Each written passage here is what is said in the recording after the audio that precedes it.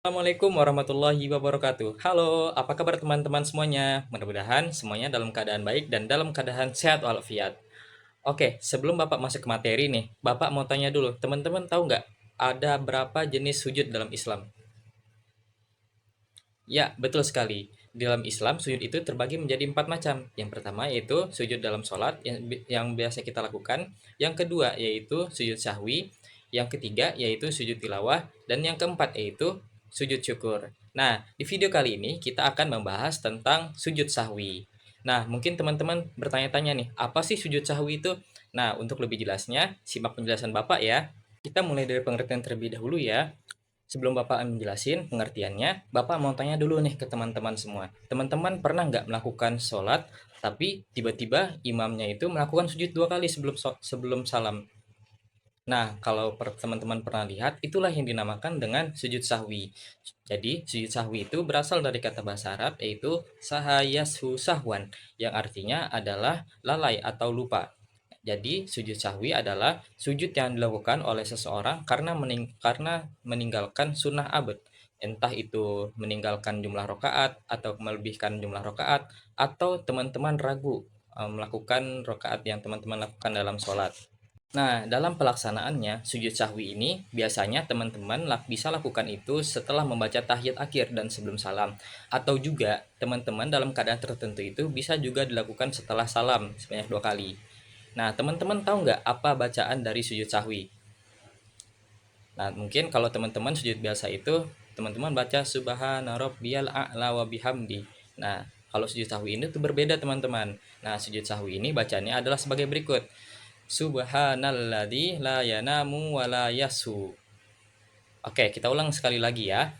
Subhanalladzi la yanamu wa la yasu. Oke, mungkin teman-teman bisa diulangi banyak-banyak di rumah ya, agar teman-teman hafal.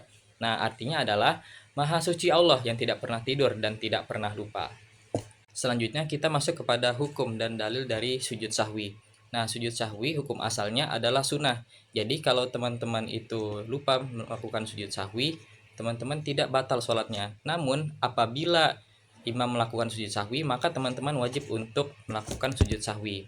Dan adapun dalil sujud sahwi adalah An Abi Sa'idil Khudri radhiyallahu anhu qala Rasulullah sallallahu alaihi wasallam idza syakka ahadukum fi salatihi falam yadrikum shalla thalathan am arba'an falyatrahi syakka wal baini ala mastaqaina thumma yasjudu sajadataini qabla an yusallimu fa in kana shalla khamsan syaf'ana lahu salatuhu wa in kana shalla itmaman li arba'in kana targhiman lisyaitan rawahu Muslim, yang artinya adalah dari Abi Sa'id Al-Khudri radhiyallahu anhu berkata, Rasulullah Shallallahu alaihi wasallam bersabda, apabila salah seorang dari kalian merasa ragu dalam sholatnya dan tidak mengetahui berapa rakaat dia sholat, 3 ataukah 4 rakaat, maka buanglah keraguan dan ambillah yang yakin. Kemudian sujudlah 2 kali sebelum salam. Jika ternyata dia sholat 5 rakaat, maka sujudnya telah menggenapkan sholatnya. Lalu jika ternyata sholatnya memang 4 rakaat, maka sujud itu adalah sebagai penghinaan bagi setan. Hadis riwayat Muslim. Nah, selanjutnya kita masuk pada materi terakhir, yaitu sebab-sebab sujud sahwi. Nah, sebab-sebab sujud sahwi yang pertama yaitu ketika teman-teman lupa meninggalkan sunnah abad. Apa itu sunnah abad? Sunnah abad adalah sunnah-sunnah yang terdapat di dalam sholat. Nah, contohnya itu ketika teman-teman lupa untuk melakukan tahiyat awal. Jadi, teman-teman itu disunahkan untuk melakukan sujud sahwi. Nah, yang kedua, sebab-sebab yang kedua yaitu ketika teman-teman ragu dalam hal meninggalkan sunnah abad. Jadi kalau misalnya teman-teman nih ragu-ragu udah tahiyat awal atau belum. Nah, jadi teman-teman itu disunahkan untuk melakukan sujud sahwi.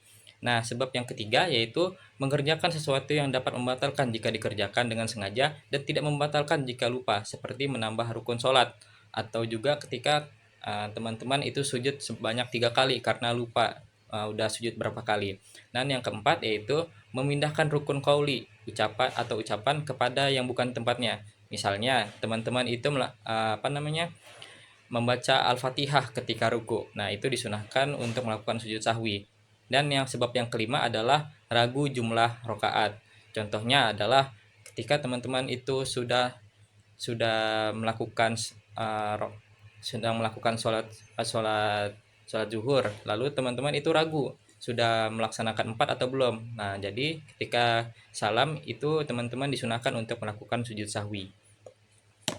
Nah, itu mungkin tadi ya penjelasan kita tentang materi sujud sahwi. Kita mulai dari pengertian, selanjutnya kita membahas tentang hukum dan dalilnya, dan yang terakhir yaitu kita membahas tentang sebab-sebab sujud sahwi. Nah, Bapak berharap video ini dapat dapat bermanfaat dan dapat dimengerti oleh teman-teman semuanya. Bapak akhiri, wabillahi taufiq wa hidayah. Assalamualaikum warahmatullahi wabarakatuh.